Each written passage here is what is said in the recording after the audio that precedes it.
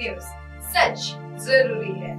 दर्शकों नमस्कार, मैं हूँ श्रद्धा तिवारी और आप देख रहे हैं MNS न्यूज टीवी। तो आइए देखते हैं आज की खास खबर। एक नजर डालते हैं आज की हेडलाइंस का। नागपुर शहर में दोहरे हत्याकांड, विजय वडेट्टीवार के विभिन्न मुद्दों पर दिए गए बयान। विभिन्न दलों के पदाधिकारी कार्यकर्ता ने एनसीपी में किया प्रवेश। तो आइए देखते हैं खबरें विस्तार से। नागपुर शहर में दोहरे हत्याकांड। नागपुर शहर में हाल ही में हुए दोहरे हत्याकांड ने सभी को चौंका दिया। सीताबर्डी पुलिस थाना क्षेत्र के वसंतराव नायक झोपड़पट्टी में दो व्यक्तियों पर हमला किया गया। इस हमले में सागर मसराम की घटनास्थल पर ही मृत्यु हो गई, जबकि लक्ष्मण गोड़े की उपचार के दौरान सरकारी अस्पताल में मृत्यु हुई। सागर मसराम के बारे में जानकारी मिली है कि वह एक सराइत अपराधी था। प्रारंभिक जांच में सामने आया है कि पुराने विवाद के चलते इन दोनों पर हमला किया गया। पुलिस ने इस मामले में चंदू नामक आरोपी को गिरफ्तार किया है और अन्य आरोपियों की तलाश जारी। नागपुर शहर में हाल ही में हुए दोहरे हत्याकांड ने सभी को चौंका दिया। सीताबर्डी पुलिस थाना क्षेत्र के वसंतराव नायक झोपड़पट्टी में दो व्यक्तियों पर हमला किया गया। इस हमले में सागर मसराम की घटनास्थल पर ही मृत्यु हो गई, जबकि लक्ष्मण गोड़े की उपचार के दौरान सरकारी अस्पताल में मृत्यु हुई। सागर मसराम के बारे में जानकारी मिली है कि वह एक सराइत अपराधी था। प्रारंभिक जांच में सामने आया है कि पुराने विवाद के चलते इन दोनों पर हमला किया गया। पुलिस ने इस मामले में चंदू नामक आरोपी को गिरफ्तार किया है और अन्य आरोपियों की तलाश जारी है। पूरी घटना होती है। पोलीस ठाणे सीताबर्डी हद्दीमध्ये वसंतराव नाईक झोपडपट्टी आहे।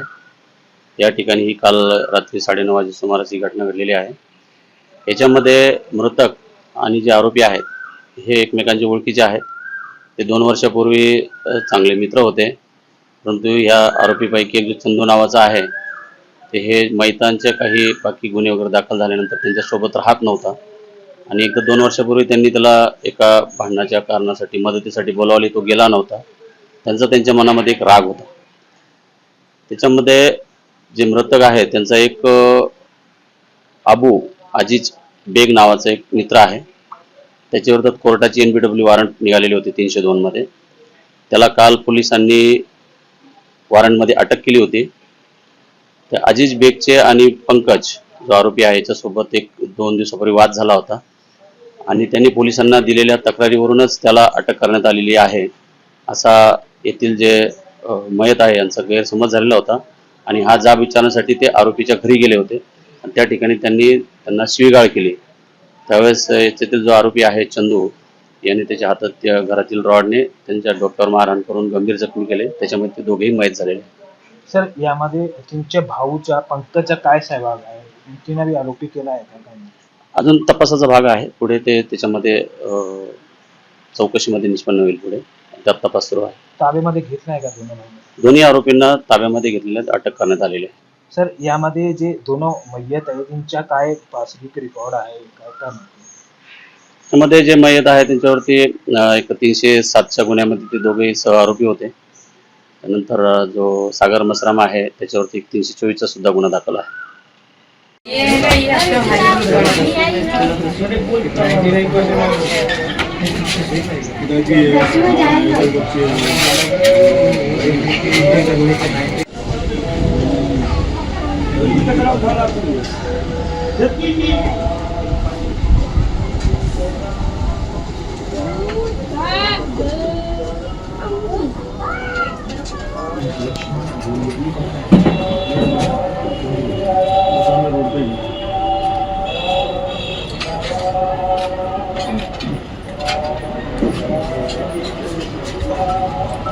अगली खबर, विजय वडेट्टीवार के विभिन्न मुद्दों पर दिए गए बयान।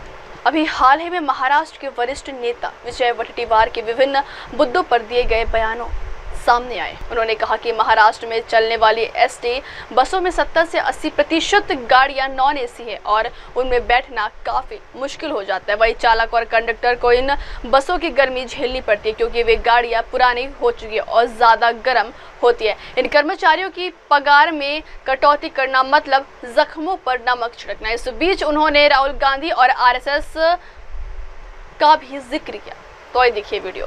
अभी हाल ही में महाराष्ट्र के वरिष्ठ नेता विजय वडेट्टीवार के विभिन्न मुद्दों पर दिए गए बयानों सामने आए। उन्होंने कहा कि महाराष्ट्र में चलने वाली एसटी बसों में 70 से 80% गाड़ियां नॉन एसी है और उनमें बैठना काफी मुश्किल हो जाता है। वही चालक और कंडक्टर को इन बसों की गर्मी झेलनी पड़ती है क्योंकि वे गाड़ियां पुरानी हो चुकी है और ज्यादा गर्म होती है। इन कर्मचारियों की पगार में कटौती करना मतलब जख्मों पर नमक छिड़कना। इस बीच उन्होंने राहुल गांधी और आरएसएस का भी जिक्र किया। तो ये देखिए वीडियो।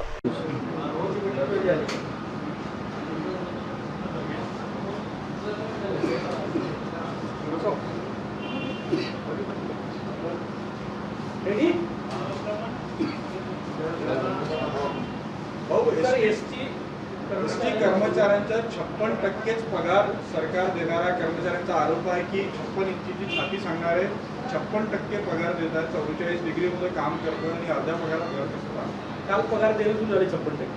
बघा महाराष्ट्रामध्ये धावणारी ही लाल परी हे 70% 80% गाड्या या नॉन एसी गाड्या आहेत।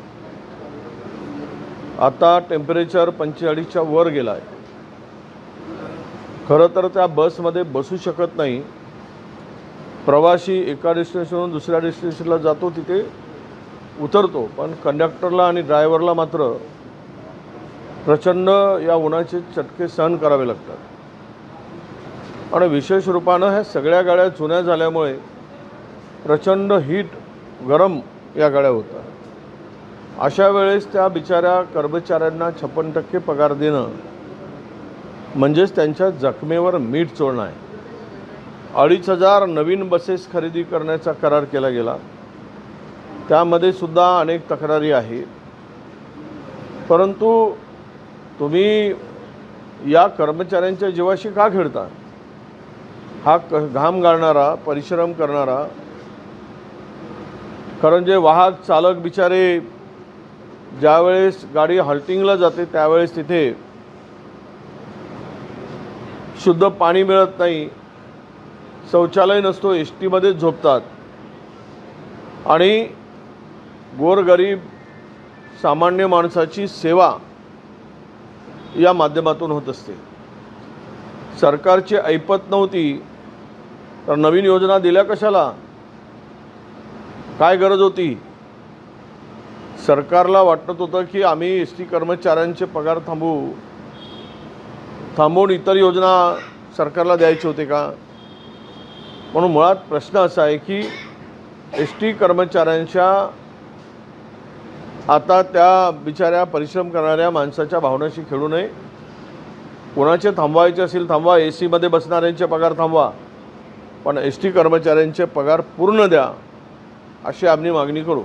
राहुल गांधी यांनी असं वक्तव्य केलं की स्वातंत्र्यपूर्व काळात आम्ही इंग्रज आणि आरएसएसच्या विरोधात लढलो, काँग्रेसचे नेते कार्यकर्ते याचा कसा अर्थ? सरळ आहे ना, देश स्वतंत्र होत असताना आत्ता सत्तेमध्ये बसलेले इंग्रजांच्या सोबत होते। तुम्ही अनेक पुस्तकातून त्याचा दाखला मिळालेला आहे की ज्यावेळेस हे स्वातंत्र्य सर्वसमावेशक असावं, सर्वांना समानतेसाठी स्वातंत्र्य असावं, त्यावेळेस आरएसएसचे जे प्रमुख आहेत त्यावेळचे किंवा फाउंडर होते त्यांनी स्पष्ट बघितलं आम्ही इंग्रजांची गुलामगिरी पुन्हा 200-400 वर्ष गुलामगिरीमध्ये राहू, परंतु आम्हाला हे स्वातंत्र्य नको आहे की ज्या स्वातंत्र्यामध्ये ब्राह्मणाबरोबर उच्चवर्णीयाबरोबर एससी एसटी ओबीसींना शूद्रांना जर समानतेची वागणूक आणि अधिकार मिळत असेल तर हे स्वातंत्र्य आम्हाला नको आहे। हे मानलेलं आहे, पुस्तकात दाखल आहे वळवळकर आणि लिहिलेल्यांच्यामध्ये, वळवळकरांच्या पुस्तकामध्ये आहे त्याचा दाखला। त्यामुळे नवीन काय मानले ते राहुलजींनी जे आहे, जे आरएसएसचे प्रमुख बोललेत तेच राहुलजी बोललेत। त्यामुळे आम्ही त्याचा अर्थ काढायचा काय विषय आला? आमचा अर्थ स्पष्ट आहे की स्वातंत्र्यामध्ये ज्यावेळेस इंग्रजांच्या विरुद्ध या देशातील सर्व धर्म सर्व समाज लढत होता त्यावेळेस मात्र ही त्यांच्या पाठीशी उभे होते, हे स्पष्ट आहे। त्यामुळं खरा राष्ट्रभक्त देशभक्त आणि याची जर व्याख्या काढली तर स्वातंत्र्यानंतरची व्याख्या की स्वातंत्र्यापूर्वी ज्यांनी स्वातंत्र्य मिळवून दिलं याचा अर्थ स्पष्ट आहे की स्वातंत्र्यानंतर आयता मलिदा खाण्यासाठी ही सत्तेत बसली स्वातंत्र्यानंतर देश उभं करण्याचं, स्वातंत्र्याची लढाई लढण्याचं काम काँग्रेस पक्षाने केलेलं आहे. अजित दादा म्हटले की शरद पवार कालही आमचे दैवत होते, आजही दैवत आहे. भूमिका बदलत आहे अजितदादांची. अक्षय, परिस्थितीनुसार सगळेच बदलत आहे. अनेकांना बदलावं लागतं. आजची स्थिती बघा, तो दिवस काही दूर नाही. फार तर 2-3 वर्ष तुम्ही आता या भाजपबरोबर असलेली मंडळी त्यांच्यासोबत आहेत. 3 वर्षानंतर ते कुठे दिसतील पुढच्या निवडणुकीमध्ये याचा हळूहळू अंदाज यांना येणं सुरू झालं आहे. त्यामुळे स्वतंत्र अस्तित्व निर्माण करून जगणं, आता याची तयारी जर हे दोन्ही पक्षाला करावं लागेल, नाहीतर हे अस्तित्व शून्य अशी यांची स्थिती होईल. त्यामुळे अजितदादांना जर शरद पवार साहेबांच्यासाठी दैवत म्हणून जर उल्लेख होत असेल तर तो मला वाटते बीडच्या भाषणातही त्यांनी केलेला आहे. पुण्याई कोणाची तर आई वडिलांची आणि चुलतेची पुण्याई असं ते बोललेत. म्हणजे स्पष्ट आहे की त्यांच्या मागे काकांची पुण्याई आहे. एकीकडे एसटी कर्मचाऱ्यांचा पगार द्यायला पैसे नाही, दुसरीकडे मंत्र्यांसाठी आयपॅड खरेदी करण्याचा निर्णय घेतलेला आहे. आयपॅड तर असलं पाहिजे मंत्र्यांच्याकडे, अपडेट असलं पाहिजेत, आधुनिक तंत्रज्ञानाचा वापर केला पाहिजे. त्यात काही फार खर्च होतो असं मी मानत नाही. आणि एसटीच्या कर्मचाऱ्यांना पगार आणि आयपॅड मंत्र्यांचा यावर काही फार आता हे मला तरी गरज वाटत नाही. कारण ही गरज आहे, ही नीड आहे आता कामाचा निपटारा करण्यासाठी, ती दिलीच गेली पाहिजे. आणि त्यासाठी एसटी कर्मचाऱ्यांचे पगार रोखणं हे मात्र उचित नाही. तुळजापूर मंदिराचे पुजारी आणि लातूरमध्ये एका पोलीस कर्मचाऱ्याकडे जे आहे ते ड्रग्सचा मोठा साठा सापडलेला आहे. हे रॅकेट चालवत असल्याचं जे आहे ते समोर आलं. नाही, सगळे आता भ्रष्ट झालेलं आहे. देवांना सुद्धा या लोकांनी सोडलेलं नाही. ज्या पवित्र देवालयात हे राहतात त्याचं पावित्र्य घालवण्याचं पाप अलीकडे सुरू झालं आहे. आणि त्यामध्ये राजकीय लोक त्या ठिकाणी पुढे येत आहेत. एका विशिष्ट पक्षाच्या आमदारांच्या जवळची लोक त्या ठिकाणी आता पुढे आले. ते मागील 2 वर्षापासून काहीच निधी ज्या संकटामध्ये सापडलेल्या शेतकऱ्यांना देणे होते मदत, ती दिलीच नाही. आणि वरून कर्जमुक्ती नाही. त्यामुळे आता क्राफ्ट लोन मिळणार नाही पुढच्या महिन्यात. आणि या स्थितीमध्ये शेतकरी शेती करू शकणार नाही. अशा वेळेस त्याला आत्महत्या करण्याचा केल्याशिवाय पर्याय राहणार नाही. अशी परिस्थिती या राज्यामध्ये महायुतीच्या सरकारनं आणून ठेवलेली आहे.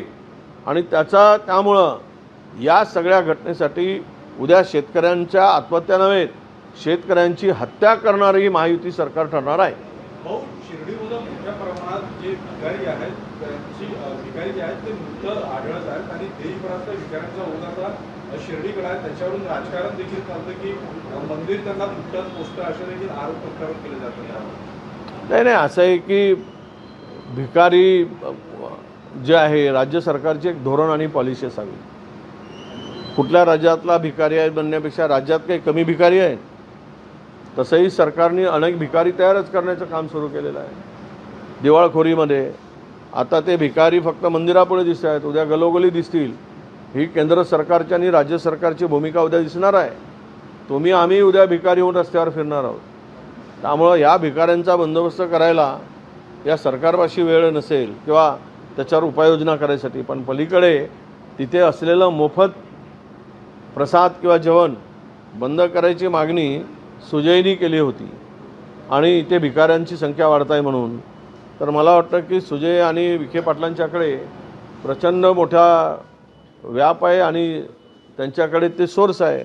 त्यांनी असलेल्या शिर्डीच्या भिकाऱ्यांचं उत्तम व्यवस्थापन करावं आणि त्यांच्या काळजी घ्यावी आणि त्यांना कुठल्या तरी कामधंद्याला लावावं. काम नाही म्हणून भिकारी होत आहे. भिकारी का होतो माणूस? सर्व गेल्यावर भिकारी होतो. आता तो भिकारी सावरण्याचं काम आम्ही राज्यकर्त्याकडून करतो आहोत. नाही तर तुम्ही भिकारी आणि आम्ही भिकारी. तहव्वुर राणा को भारत लाया जा रहा है, कैसा दिखता है?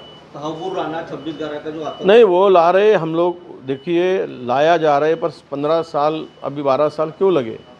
केंद्र सरकार आके यहाँ पे बैठी है. 15-12 साल से केंद्र में सरकार है, 11 साल से. तो ये क्यों नहीं हुआ?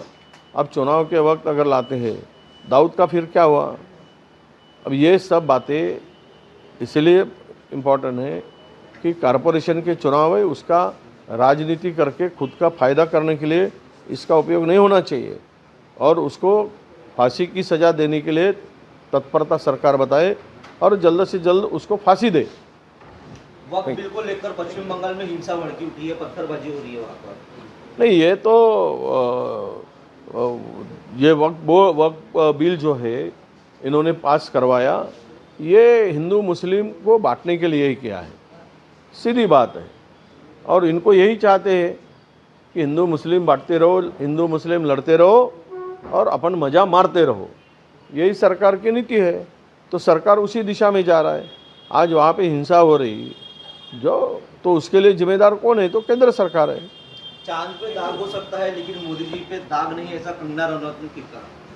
अच्छा है, कंगना का महीना, दाग चांद पे हो सकता है, मोदी जी पे नहीं है और खुद पे भी उनके ऊपर भी दाग नहीं है, ये बहुत अच्छी बात है।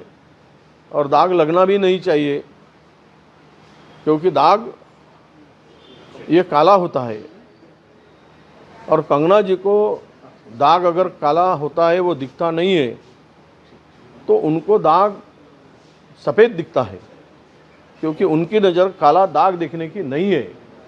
इसलिए जो सफ़ेद दाग देखते हैं उनको काला दाग दिखता नहीं है।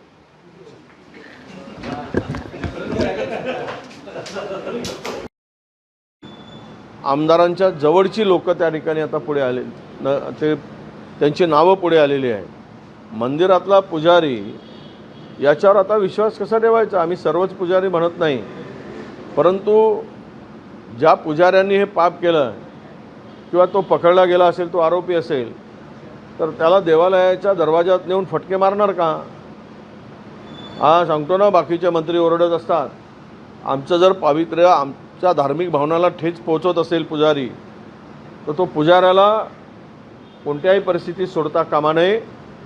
त्याला पहिल्यांदा तर सबक शिकवलं पाहिजे आणि मेसेज दिला पाहिजे की मंदिरामध्ये देवाची पूजा करून धार्मिक भावनेशी, लोकांच्या भावनेशी खेळतो, त्यामुळे त्याला फटके देणं हे पुण्याचं काम होईल आणि जो फटके मारेल त्याला अतिपुण्य लाभेल, अशी जर नालायक प्रवृत्तीला ठेचायचं असेल तर। 26/11चा जो मास्टरमाइंड होता तवरदूर राणा आज भारतात येत आहे, आता ते आणू देत, आनंद आहे, मास्टर माइंडला आणतायत। काल आमच्या प्रणितींनी बोललं, काल किंवा वर्षाताईंनी, की आज जर तुम्ही तवरनूर राणाला आणताय, तर मग त्या दाऊदला का आणलं नाही? तो तर जवळ बसला आहे पाकिस्तानात, ती हिंमत का दाखवत नाही? त्यालाही घेऊन या, कारण या बॉम्बस्फोट घडवण्यामध्ये मास्टर माइंड जो तरी असला तरी त्याची जबाबदारी कोणावर आहे हे सगळ्यांना माहीत आहे। जबाबदारी कोणी स्वीकारली होती हेही माहीत आहे। त्यामुळे आता निवडणुकीच्या तोंडावर आणून महानगरपालिकेच्या याचा राजकारण करू नये। देशद्रोही आहे, त्या देशामध्ये त्यांनी जे बॉम्बस्फोट घडवून आणला आहे त्याला आणून त्याला फाशी दिली पाहिजे आणि त्याचं राजकारण करता कामा नये, कारण राजकारण करून पुन्हा मताची पोळी शेकली जाईल। हिंदू मुस्लिम करून हमने बहुत कुछ किया, 15 वर्ष झालेत त्या तरुण राणाला आणायसाठी, 15 वर्ष का लागलेत याचं उत्तर कोण देणार? आणि बरोबर आता कॉर्पोरेशनच्या निवडणुकीच्या तोंडावर स्थानिक स्वराज्य संस्थांच्या आणून त्याचा मुंबईमध्ये उपयोग करतील आणि त्याच्यावर निवडणुका जिंकण्याचा प्रयत्न करतील। म्हणजे यांना कारणं शोधतात, हे कामामुळे, विकासामुळे आणि उत्तम सरकार प्रशासन म्हणून जिंकत नाहीत, तर हे जुमलेबाजी करून पुन्हा निवडणुका जिंकतात, हे सिद्ध होईल। पुण्यातील दीनानाथ मंगेशकर रुग्णालयाने गरिबांसाठी असलेला 30 कोटींचा निधी वापरलाच नाही, धर्मादाय आयुक्तांच्या चौकशीत हे माहिती समोर आली। तर कसले ते मंगेशकर कुटुंब, हे लुटारूंची टोळी आहे। ते कोणी कधी दान केल्याचं पाहिलं आहे? त्या मंगेशकर फॅमिलीनी निवळ गाणं चांगलं गायलं म्हणून सगळ्यांनी मिरवलं, लता दिदी, आशा दिदी, हे दिदी, ते दिदी। अरे तेवढं जर समर्पण असतं जर लोकांसाठी आणि देशासाठी तर ते सेवा केली असती। हे काय, मी पहिलेही बोललो, हे सगळं मॅनेजमेंट आणि हे त्याची स्टोरी मी वाचतोय रोज। ज्या माणसाने खिलारे पाटलांनी जमीन दिली त्यांना सोडलं नाही या नालायकांनी, हे कसले माणुसकी आहे यांच्यात? हे तर माणुसकीला कलंक असलेले कुटुंब आहे असं मी मानतो. यांना काय हे कलंक आहे. अशा पद्धतीने जर मॅनेजमेंट चालवून गरिबाची लूट करून गरिबाचं शोषण करणारं जर हॉस्पिटल असेल तर हे कलंक आहे आणि याला कोणी साथ देऊ नये. यांच्यावर कडक कारवाई झाली पाहिजे. हे काय चॅरिटी म्हणून योजना फायदा घ्यायचा आणि फायदा घेऊन मग गरिबांना लुटायचं, हे धंदे बंद झाले पाहिजेत.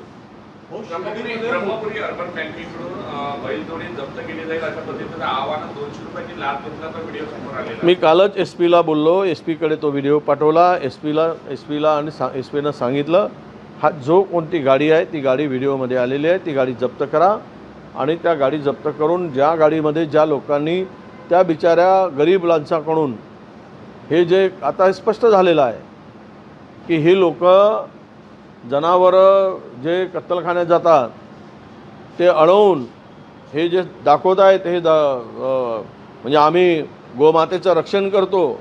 यातले अनेक जण, यातील अनेक काही जण इमानदार असतील पण अनेक जण त्यातले हे लुटारू आहेत आणि धंदा चंदा वसूल करणं हा धंदा झालेला आहे त्यांचा या गोमातेच्या नावाखाली. काही इमानदार असतील त्यांचं आम्ही स्वागत करू, पण कालची घटना तो दुपट्टा घालून, सेंद्री दुपट्टा घालून ज्या भाषेत आणि ज्या पद्धतीने तो धमकावत होता त्यावरून ही लुटारूंची टोळी आहे हे आता स्पष्ट झालेलं आहे.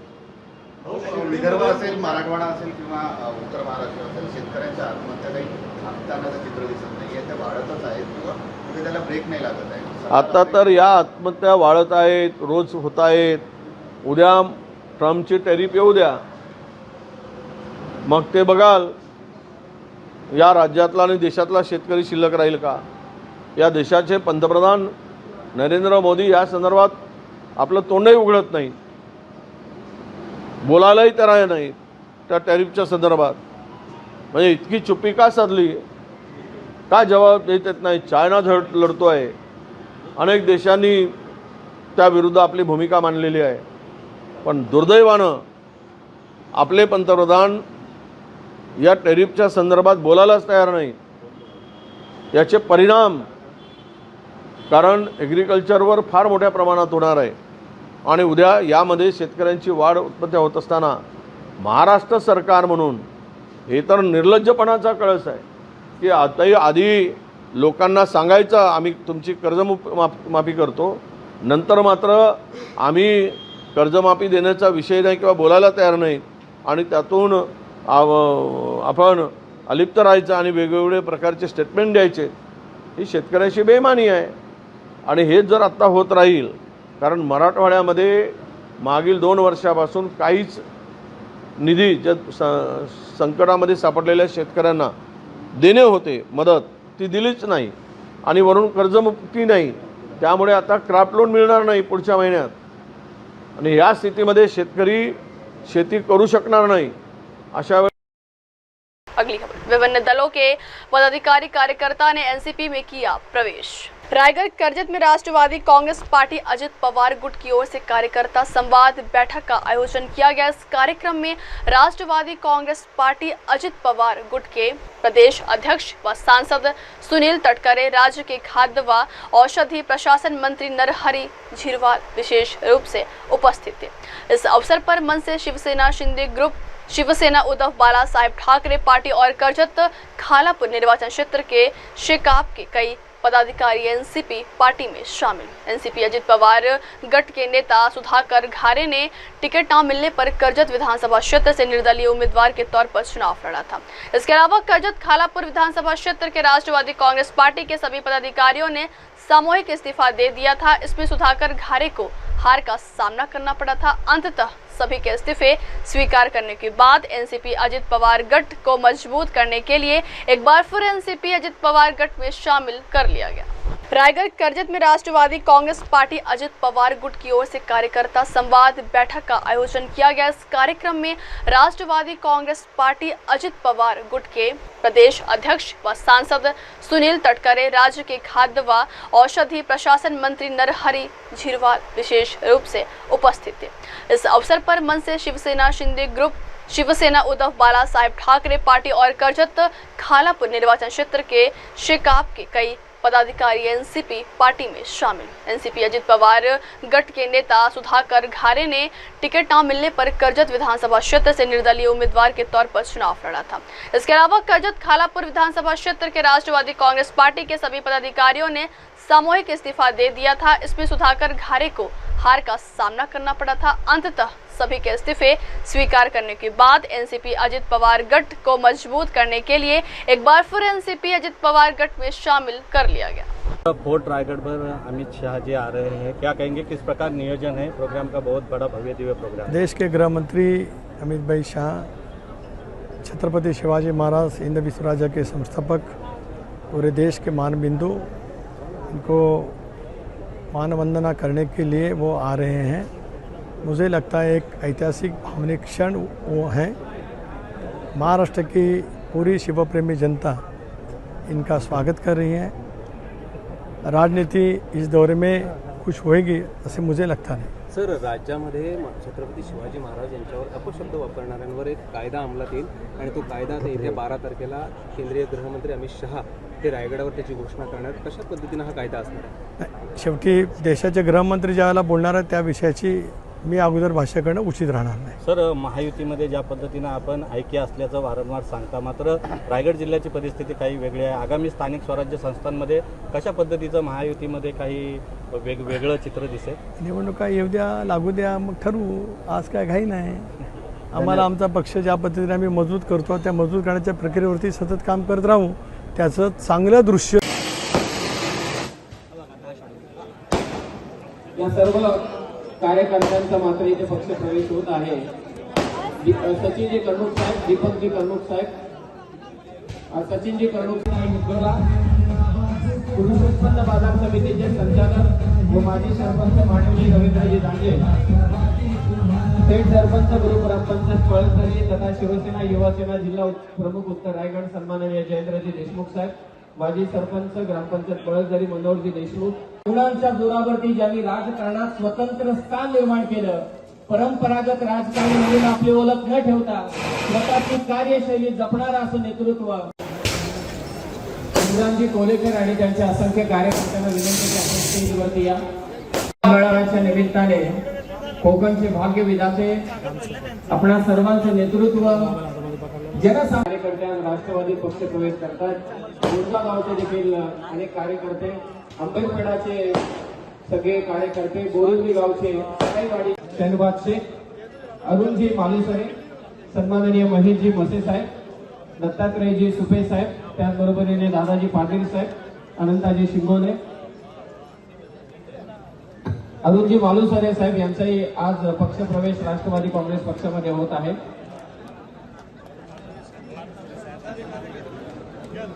अब वक्त हो चला दर्शकों, ब्रेक कवरेज से लौटने के बाद देखिएगा देश और दुनिया की तमाम बड़ी खबरें। बने रहिए MNS न्यूज टीवी पर। नमस्कार, मैं हूं Abhishek Bachchan. Keep watching MNS news. आप देख रहे हैं MNS न्यूज, सच जरूरी।